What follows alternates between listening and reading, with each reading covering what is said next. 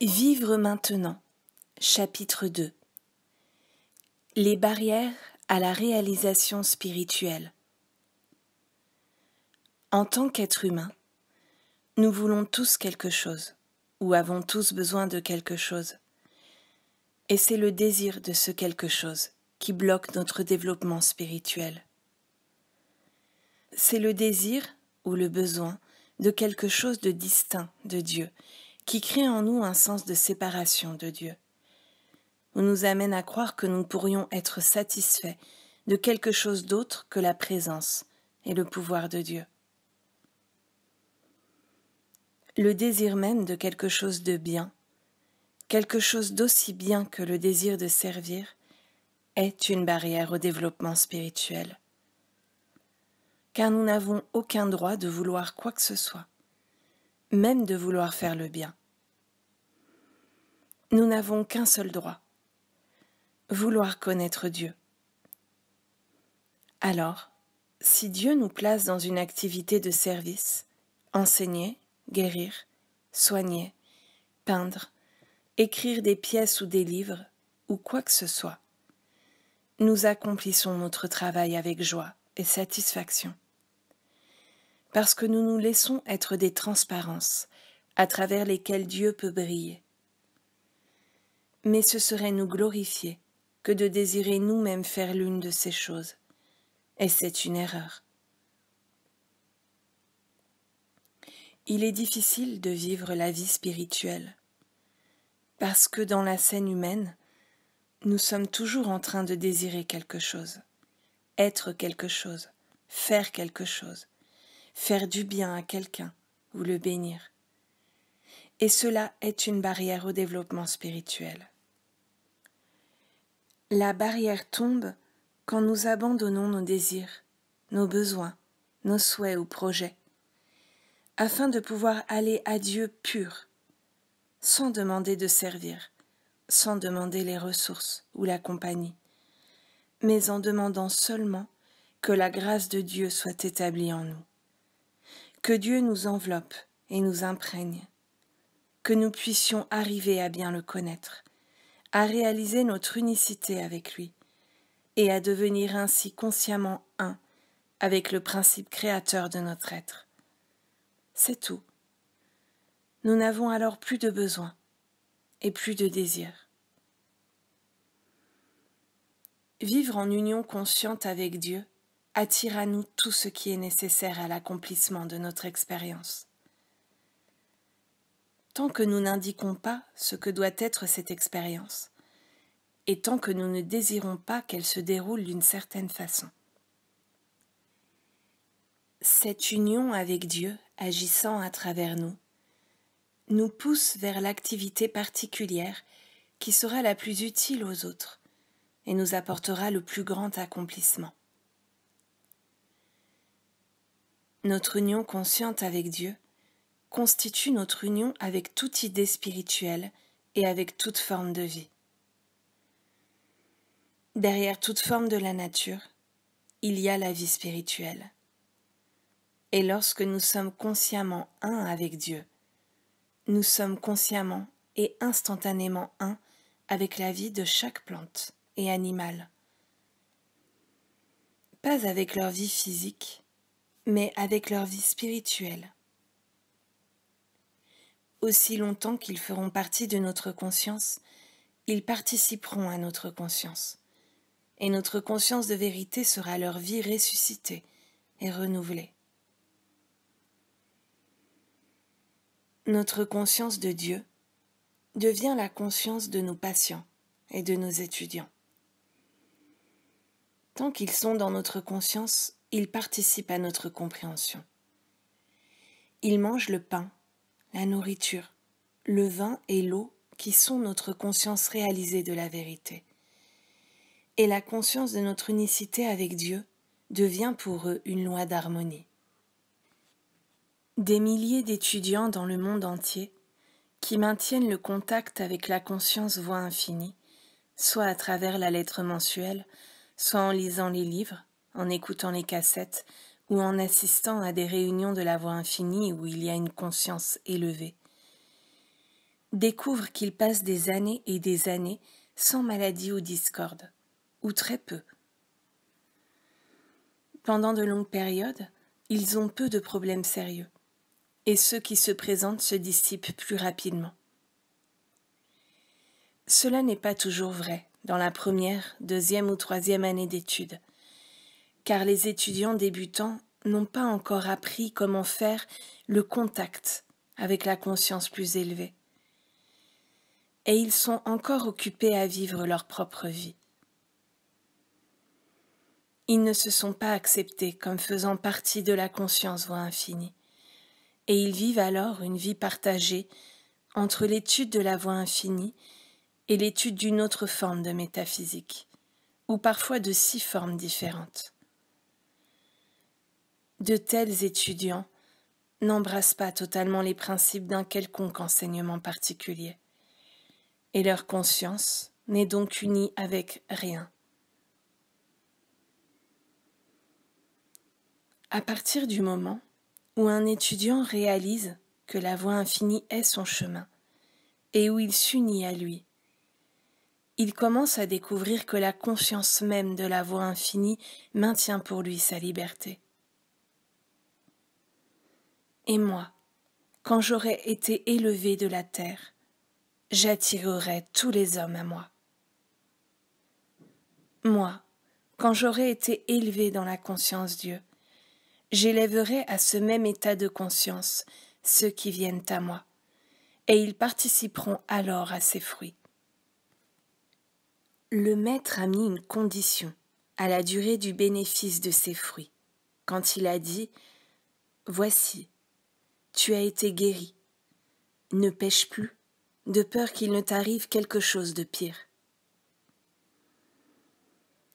Autrement dit, nous ne devons pas retourner à l'état de conscience dans lequel nous étions auparavant, car il ne peut porter que le même genre de fruits. Maintenant que nous avons été amenés à une conscience plus élevée, nous devons absolument continuer à agir à partir de cette conscience. Avant de connaître la vérité, nous pouvions faire beaucoup de choses sans subir de conséquences en retour, parce que nous n'avions pas touché la conscience plus élevée et plus subtile. Mais maintenant, nous ne pouvons nous permettre d'être infidèles à notre sens le plus élevé d'intégrité, ou de violer la moindre des lois spirituelles, pas même d'accepter les apparences à leur valeur d'apparence, sans en subir de conséquences. Dans la mesure où nous descendons un tant soit peu de ce sens élevé, nous souffrons. C'est parce que nous sommes devenus si sensibles et accordés à l'esprit que les pensées ou les actes grossiers ou mauvais réagissent très vite sur nous. Semer selon la chair a un sens beaucoup plus profond que le sens habituel que le monde lui a donné. Si d'une façon ou d'une autre, nous mettons notre foi dans la forme, au lieu de la mettre dans l'essence ou substance de la forme, nous n'allons porter que des fruits matériels, ce qui est corruption. Tout ce que nous acquérons ou possédons humainement, que ce soit une fortune, un mariage ou un corps physique en bonne santé, est sujet à la détérioration et à la mort. En fait, cela se met à mourir à partir de la naissance. Tout ce qui est acquis humainement n'a que sa propre substance et est lié par ses propres limitations. Mais si par notre union consciente avec Dieu, un certain bien se manifeste dans notre expérience, argent, foyer, mariage, compagnie, emploi ou service, c'est une relation jusqu'à la mort, une relation éternelle. Nous ne pouvons jamais être séparés d'un quelconque bien qui vient à nous par notre union consciente avec Dieu. Si nous pouvons manquer de quoi que ce soit et être capables de tenir bon sans chercher à faire la démonstration de personnes, de choses ou de conditions, mais en ne cherchant qu'à démontrer l'union consciente avec Dieu, la substance de toute forme, le manque sera alors comblé, quel qu'il soit. Certains étudiants qui vivent provisoirement un sens de pénurie financière sont incapables de demeurer dans une confiance totale en l'esprit quand leur situation devient aiguë. Et ils recourent à des manœuvres et à des combines, perdant de la sorte toute leur démonstration de vie spirituelle. D'autres étudiants, auxquels l'abondance financière vient très vite après leur entrée sur le chemin spirituel, deviennent tellement fascinés par l'argent accumulé ou par les choses que l'argent peut acheter qu'ils perdent aussi leur démonstration.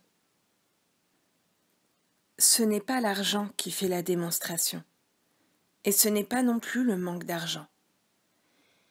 Rien dans les formes extérieures n'est le facteur déterminant. Ce qui compte, c'est l'union consciente avec Dieu. Bien des personnes ont dû arriver aux portes de la mort avant de trouver Dieu, et n'ont pu trouver Dieu jusqu'à ce qu'elles aient atteint ce point. Pourquoi ? Elles essayaient de trouver la santé, et tant qu'une personne essaiera de trouver la santé, elle ne trouvera pas Dieu. Elle doit abandonner la recherche de forme et réaliser que la santé n'est pas la chose la plus importante, et que si elle avait aujourd'hui toute la santé qu'il y a au monde, cette santé pourrait demain se transformer en maladie. En fait, qu'importe que nous soyons en bonne santé, jeunes ou beaux, puisque le temps changera inévitablement cela, de sorte que cette image sera complètement inversée.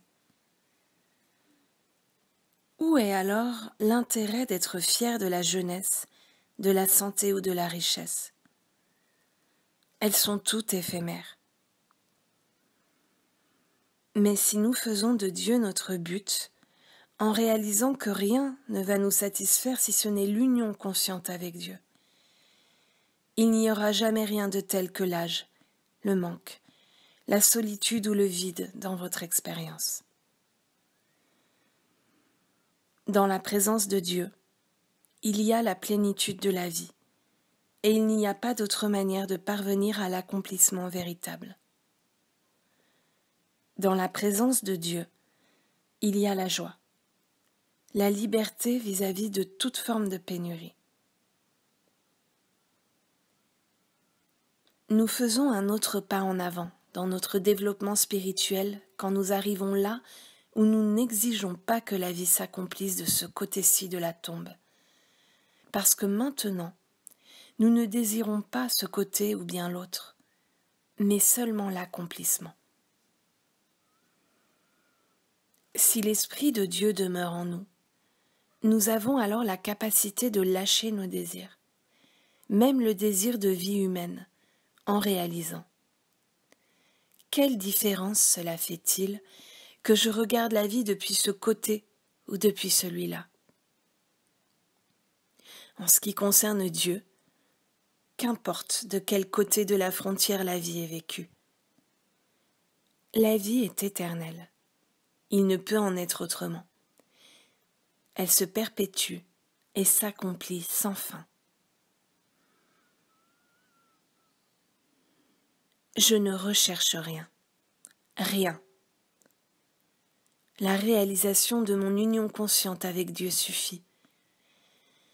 Dans mon unicité avec Dieu, je suis un avec toute vie spirituelle, partout. De ce côté-ci de la tombe, de l'autre côté, et du côté de la vie qui ne s'est pas encore manifestée dans ce monde.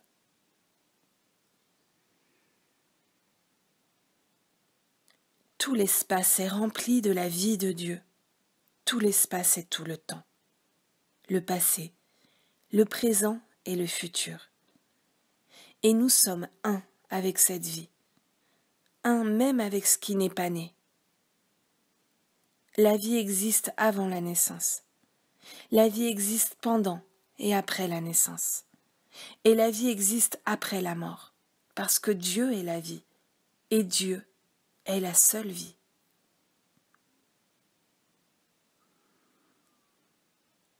Il n'y a aucun pouvoir qui puisse empêcher la vie de Dieu de s'exprimer. La vie de Dieu vit pour s'exprimer. Nous pouvons cependant la retenir, par la croyance qu'elle dépend des organes et des fonctions physiques. Mais la vie de Dieu est esprit. Par conséquent, aucune aide matérielle n'est nécessaire pour la soutenir. C'est pourquoi la vie de Dieu peut s'exprimer partout où elle veut, et elle le fait. Mais c'est à nous d'enlever les barrières qui prétendent qu'elle dépend d'un processus, d'un organe ou d'une fonction. La vie dépend de la grâce de Dieu, et de la grâce de Dieu seulement. Quand la grâce de Dieu veut que la vie de Dieu apparaisse, elle apparaît. Être consciemment un avec Dieu, c'est être consciemment un avec la vie spirituelle de tout être et de toute forme. Par conséquent, tout ce qui est nécessaire à notre accomplissement se manifestera dans notre expérience. Si c'est des patients à guérir ou des étudiants à instruire, ils nous trouveront. Si c'est des tableaux à peindre ou des livres à écrire, si c'est le mariage, la famille ou les affaires, cela s'écoulera en expression visible. Rien ne peut empêcher Dieu de s'accomplir, une fois que nous avons fait le contact avec Dieu.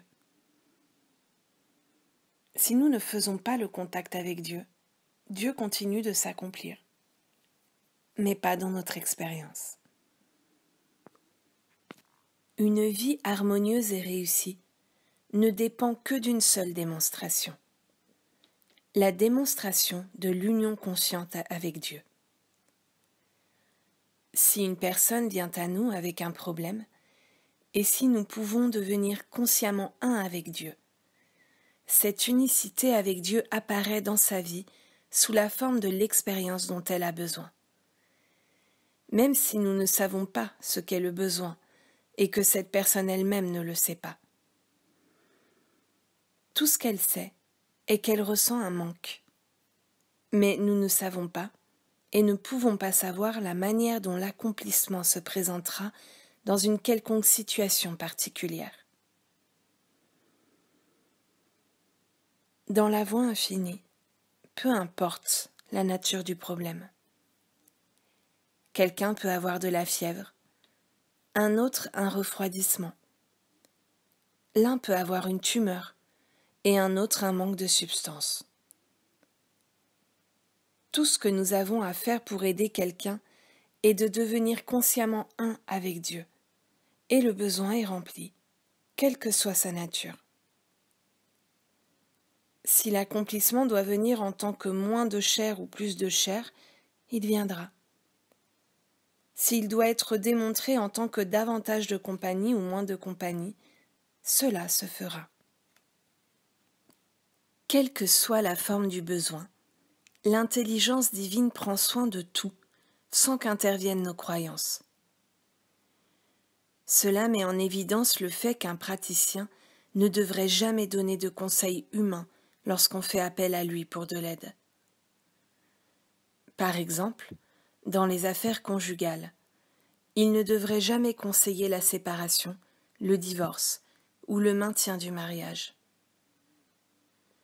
Il ne doit avoir absolument aucune opinion là-dessus.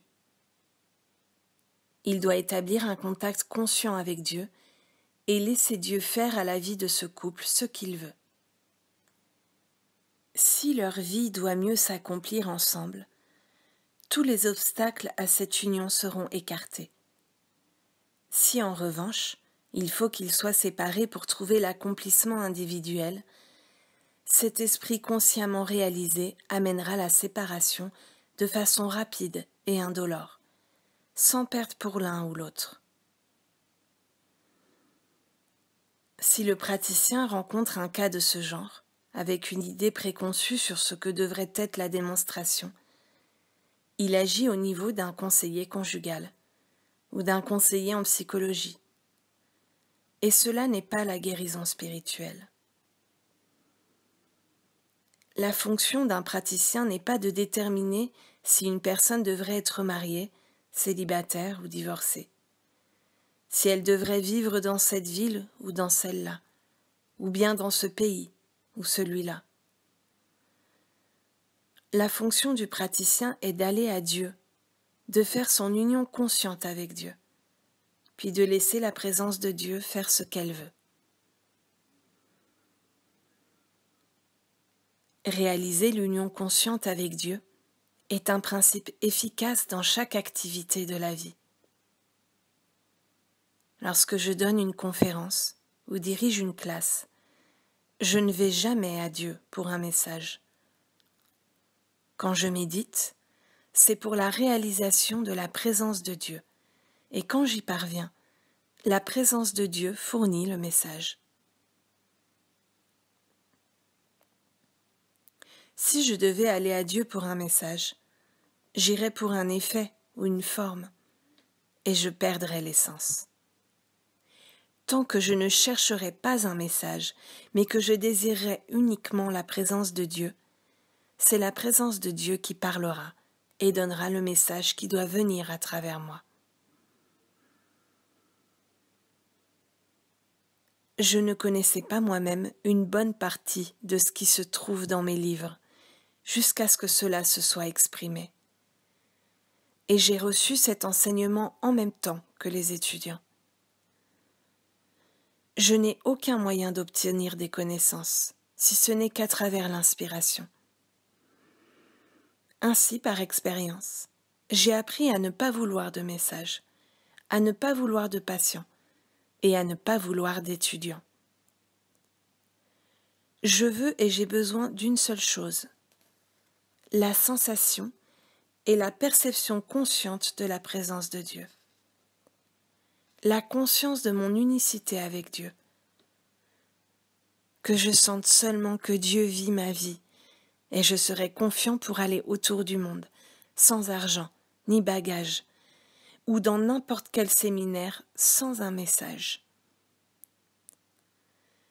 Il faut simplement que je sente que Dieu tient ma main, ou que la présence de Dieu est avec moi. Alors, comme Daniel, je ne craindrai pas non plus les lions. Mais il me faudrait être sûr d'avoir Dieu là, à côté de moi. Sinon je pourrais être effrayée par un petit chat inoffensif. Si nous faisons notre contact conscient avec Dieu, notre vie s'accomplira selon le plan de Dieu, et pas selon notre vision de ce qu'elle devrait être. Le plan de Dieu se révèle d'ailleurs, en général, bien meilleur que tout ce que nous aurions pu projeter. Il n'existe pas de pouvoir personnel. Et ceux qui croient en un tel pouvoir découvrent tôt ou tard un pouvoir supérieur à eux-mêmes et sont parfois brisés par ce pouvoir. Il peut être dangereux même de s'appuyer sur Dieu pour quelque chose, parce que trop souvent, ce n'est pas sur Dieu que nous nous appuyons, mais sur une idée dans notre mental, une croyance ou un concept de Dieu. Et nous ne pouvons pas nous permettre de nous appuyer sur cela. La seule chose sur laquelle nous puissions nous appuyer est le rien. Rien que nous connaissions, rien que nous puissions voir, entendre, goûter, toucher ou sentir. Sur cela, nous pouvons nous appuyer. Et nous n'aurons pas vraiment à nous appuyer. Nous nous reposerons dans l'état est de Dieu. Car mes pensées ne sont pas vos pensées, et vos voix ne sont pas mes voix. Je vous donne ma paix. Je ne vous donne pas comme le monde donne. Les pensées de Dieu et la paix de Dieu transcendent la compréhension humaine, mais elles ne viennent qu'à celui qui a établi l'union consciente avec Dieu. Dans cette union, toutes les choses apparaissent dans le monde extérieur. Quand nous prenons la lettre correcte de vérité dans notre conscience, que nous y réfléchissons, que nous vivons avec elle et la mettons en pratique, il se développe un état de conscience spirituelle. Nous voyons comment cette pratique devient conscience réalisée, si nous prenons le principe fondamental qu'il n'y a pas de pouvoir dans une forme ou un effet, et que nous travaillons avec cela. On pourrait mettre ce principe à l'épreuve en plaçant de l'argent en face de nous et en regardant alors s'il y a en lui un quelconque pouvoir. Aussitôt, nous remarquons que cet argent reste là où nous l'avons posé, et il y restera toujours et à tout jamais, tout simplement mort. Il n'a aucun pouvoir. Il ne peut pas sortir et acheter ne serait-ce qu'une tasse de café. Il ne peut rapporter aucun intérêt. Il ne peut pas se multiplier. Il ne peut pas venir à moi. Et il ne peut pas aller à vous. Dès l'instant où nous comprenons cela, nous pouvons nous détendre et cesser de lutter pour lui. Est-ce que quelque chose d'aussi inerte que ce morceau de métal ou de papier en face de nous vaut la peine qu'on lutte pour lui ? Le pouvoir n'est pas dans l'argent.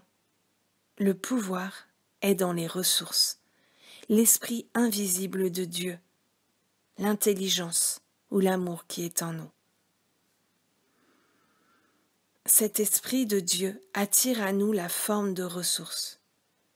Il la maintiendra, et l'esprit de Dieu en nous en fera usage, avec intelligence et amour. Nous pouvons maintenant utiliser l'argent en tant qu'outil ou instrument, parce que l'intelligence qui nous l'a apporté est l'intelligence qui sait quoi en faire et peut le dépenser ou l'investir. Ce n'est pas l'argent qui vaut la peine que nous luttions pour lui. Ce qui vaut la peine d'être obtenu, c'est la sagesse spirituelle qui nous apporte cet argent. L'argent est un instrument ou une forme de ressource. C'est l'expression visible des ressources, mais ce n'est pas les ressources. Chaque fois que nous vient la pensée d'un besoin, d'argent, de nourriture, de vêtements ou de logement, nous devrions nous rappeler que ces choses ne sont pas les ressources. Ce sont les formes qu'elles prennent. Mais les ressources elles-mêmes sont infinies et omniprésentes, parce que Dieu est les ressources. Dieu est infini. Dieu est omniprésent. Et partout où je suis, Dieu est. Par conséquent, j'ai une infinité de ressources. Répéter cela ou le lire ne le fera pas se produire. Cela ne deviendra conscient, réalisé, que si nous y réfléchissons, si chaque jour nous continuons à nous rappeler que nous avons les ressources, et si chaque jour l'idée que l'argent est pouvoir disparaît de plus en plus en nous. Nous n'avons même pas à prier pour les ressources. Le royaume de Dieu tout entier est établi en nous, et même Dieu ne peut nous le retirer ou nous le prendre, parce que l'infinité est la mesure de nos ressources. Peu à peu, notre conscience se transforme. Nous passons d'une conscience qui place sa confiance en l'argent à une conscience qui a une compréhension de l'omniprésence des ressources. Et nous développons ainsi la conscience spirituelle des ressources.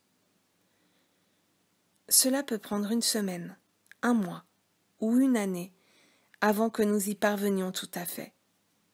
Mais ce ne sera pas aussi long pour commencer. En peu de temps, nous découvrirons que nous perdons notre peur du manque. Notre peur et notre amour de l'argent diminuent, parce que maintenant nous commençons à voir que l'argent, en lui-même et de lui-même, est inerte et n'est qu'une forme à utiliser. Cela modifie notre conscience. Dans le domaine de la santé aussi, l'harmonie dépend de notre démonstration de Dieu. Il y a des personnes qui souffrent de maladies. Et derrière cette souffrance, il y a la croyance que l'harmonie dépend d'une fonction ou d'un organe du corps. Toute la vie humaine est bâtie sur ce principe. S'il arrive quelque chose au cœur, nous mourrons. S'il arrive quelque chose à la digestion ou à l'assimilation, nous tombons malades. Il nous faut renverser cela. La vie est Dieu. La vie n'est donc pas dépendante du cœur, du foie ou des poumons. Le cœur, le foie et les poumons dépendent de la vie. C'est la vie qui fait battre le cœur. C'est la vie qui fait fonctionner le foie, la digestion, l'élimination et les muscles. Ce n'est pas le corps qui active la vie. C'est la vie qui anime le corps, et nous sommes vie. Tant que nous pouvons dire « je suis », nous existons. Nous avons la vie, et cette vie gouverne le corps. En maintenant cela, nous perdons la conscience matérialiste que le corps gouverne la vie, et nous atteignons la prise de conscience spirituelle que la vie gouverne le corps. L'homme ne vivra pas de pain seulement. L'homme ne vivra pas de forme ou d'effet, qu'il s'agisse de pain du boulanger, de viande du boucher, ou bien des formes que nous appelons cœur, foie ou poumon. L'homme ne vivra pas d'effet, mais de chaque parole qui sort de la bouche de Dieu. Quand nous réalisons que la parole de Dieu est notre vie, la vie de notre être et de notre corps, toute notre conscience commence à changer, et nous cessons d'avoir peur des organes et des fonctions du corps. Par cette pratique, une nouvelle conscience se développe. Les barrières à notre évolution spirituelle sont nos espoirs, nos ambitions et nos désirs, même quand ils sont bons. Certains d'entre nous ne peuvent pas abandonner la recherche de la santé, et d'autres ne peuvent pas lâcher la recherche de loyer, de nourriture, de vêtements ou de compagnie. Nous pensons que c'est toujours à un de ces manques ou de ces désirs qu'il faut d'abord trouver une solution. Nous croyons que si nous pouvions être simplement débarrassés de notre douleur, nous pourrions alors chercher Dieu. Ou que si nous pouvions démontrer davantage de ressources, nous pourrions alors penser à Dieu. Non, cela fonctionne en sens inverse. Si nous pensons d'abord à Dieu, nous aurons toutes ces autres choses. L'homme dont le souffle est dans ses narines a toujours envie de choses, de conditions ou de personnes, et n'est donc jamais libre de chercher le royaume de Dieu et sa justice. Peut-être voulons-nous que l'on nous donne une pensée avec laquelle faire un travail de guérison, mais cela est un effet. Peut-être voulons-nous que l'on nous donne une vérité au sujet des ressources ou de la compagnie, mais cela aussi est un effet. Désirer de bonnes pensées est également un désir d'effet. Nous ne désirons pas de bonnes pensées, nous ne désirons qu'une seule chose, la paix, la paix, la paix. Le désir est toujours la barrière à notre progrès, et certainement une barrière qui nous empêche de parvenir à la méditation. Lorsque nous atteignons un point où il n'y a rien que nous désirions obtenir de la méditation, où nous n'allons pas en méditation dans un but quelconque, mais où nous nous tournons simplement vers l'intérieur pour être tranquilles. Il est facile alors de parvenir à la méditation. Ce n'est que lorsque nous prenons dans notre méditation le désir que nous avons de quelque chose et que ce désir est le désir d'un effet, que cette tranquillité et paix intérieure de la méditation nous échappe. Travailler avec les principes qui constituent la lettre de vérité développe l'esprit ou conscience de vérité. Finalement, nous vivons dans la conscience Christ, où il est très facile de méditer parce que nous n'avons ni haine, ni peur, ni amour de quoi que ce soit dans le domaine extérieur. Même l'amour que nous avons pour les amis et la famille revêt une nature spirituelle, ce qui entraîne chez eux un changement envers nous, dont le résultat est qu'ils ne s'accrochent pas à nous comme ils le faisaient auparavant, ne dépendent plus de nous et ne comptent plus sur nous.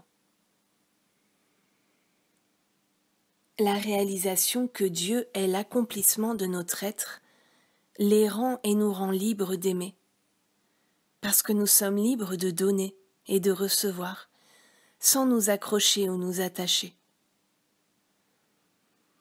Nous pouvons aimer les membres de notre famille sans croire qu'ils nous doivent quoi que ce soit, et sans avoir le sentiment que nous leur devons quoi que ce soit, sauf de les aimer. Ils ont le même Dieu que nous, et nous sommes maintenant unis par un lien plus proche que jamais auparavant. Nous sommes unis par ce lien d'amour qui peut donner librement et recevoir librement, et ne jamais ressentir qu'en donnant, nous nous privons de quelque chose, ou qu'en recevant, nous privons quelqu'un d'autre de quelque chose.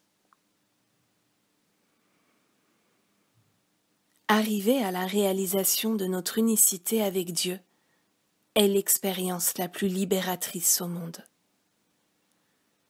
Mais nous y arrivons en pratiquant, et en nous accrochant à cette vérité, jusqu'à ce que peu à peu, notre conscience tout entière se transforme. Quand ce changement se produit et que ce monde devient mort pour nous, nous avons gagné le monde entier. Il est alors tout à nous, chacune de ces parcelles. C'était uniquement notre désir du monde qui le maintenait éloigné. Il n'y a maintenant rien à acquérir, rien à obtenir, rien à gagner.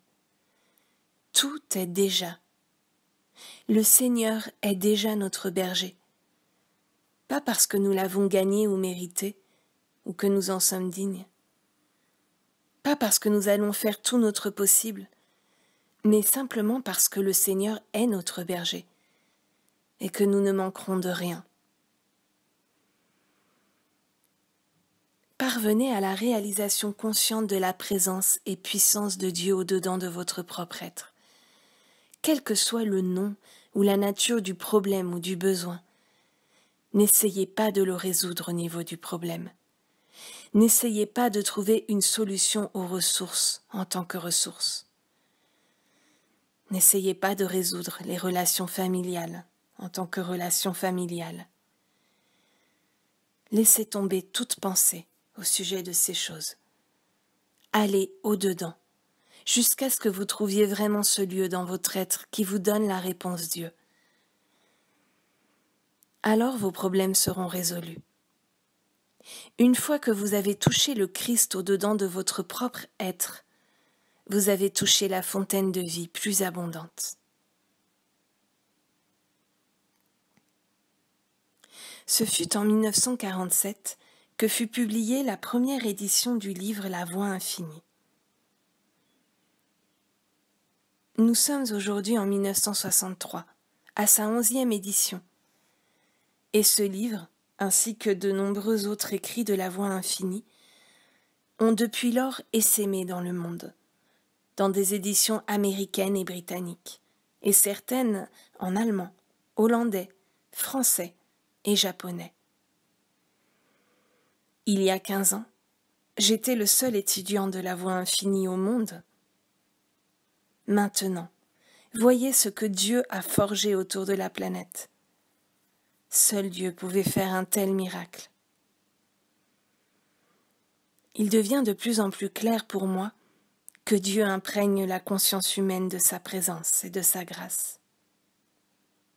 Chacun de nous, en tant qu'étudiant de la Voie infinie, est son amour, sa vie en action. Je vis, mais ce n'est pas moi qui vis, c'est Christ qui vit en moi. Chacun de nous doit réaliser que la vérité vit en nous pour son dessein. Ce n'est pas vous qui m'avez choisi, mais moi, je vous ai choisi. Ni vous ni moi n'avons choisi cette voie, mais nous avons été choisis, afin que la grâce de Dieu puisse être rendue visible sur la terre, à travers nous. À travers nous, le plan de Dieu se révèle, et sa volonté est faite sur la terre comme au ciel. De même que Dieu a toujours choisi pour être ses temples des instructeurs, des disciples, des apôtres et des étudiants, aujourd'hui Dieu a choisi ces hommes et ces femmes consacrés à l'union consciente avec lui, pour qu'ils apparaissent comme le temple de vérité, manifesté dans le monde entier. Ceux qui demeurent en méditation ressentent sa présence et libèrent ainsi dans la conscience sa grâce et sa paix. De moi-même, je ne peux rien faire, mais je peux faire toute chose par le Christ qui me fortifie. À moins que nous ne soyons choisis par Dieu, nous ne pouvons remplir sa mission. Et nous sommes choisis quand nous ressentons son esprit au-dedans de nous. L'homme naturel ne reçoit pas les choses de l'Esprit de Dieu. Ne les reçoivent que ceux en qui son esprit demeure consciemment. Vous les reconnaîtrez à leurs fruits. C'est ainsi que nous savons si son esprit demeure en nous, si nous apportons avec nous sa grâce et sa paix partout où la vie nous mène. Nous n'avons pas besoin de quitter notre foyer ou notre entreprise, mais nous devons y apporter son réconfort, sa guérison et sa paix. Soyons toujours reconnus par notre prise de conscience que la joie et la paix que nous apportons sont les siennes. Si je porte témoignage de moi-même, mon témoignage n'est pas vrai. C'est la volonté du Père qui réconforte, guérit, bénit et multiplie. C'est par sa grâce que nous sommes la lumière, afin que sa volonté soit faite, pas la volonté de l'homme ou la pensée de l'homme. En regardant le monde, nous voyons briller sa lumière sur le visage de l'homme. En regardant les événements du monde, nous sommes témoins qu'il y a de plus en plus de sa volonté et de sa grâce. La Voie infinie révèle de nouveau que le royaume de Dieu sur la terre, la volonté de Dieu en l'homme et la grâce de Dieu viennent en tant que paix dans le cœur de l'homme. Nous n'avons pas choisi cela ou fait cela, mais le Père a choisi le moment et la manière.